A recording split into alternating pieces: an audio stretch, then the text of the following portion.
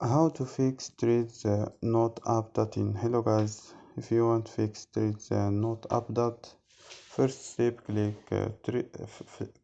settings, click apps and notifications, click apps and scroll down for share your app threads. So scroll down and click threads. Click for stop, click OK and click storage. Click clear data and click clear cache.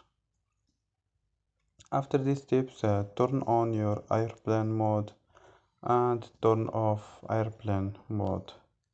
So don't forget like and subscribe. Bye.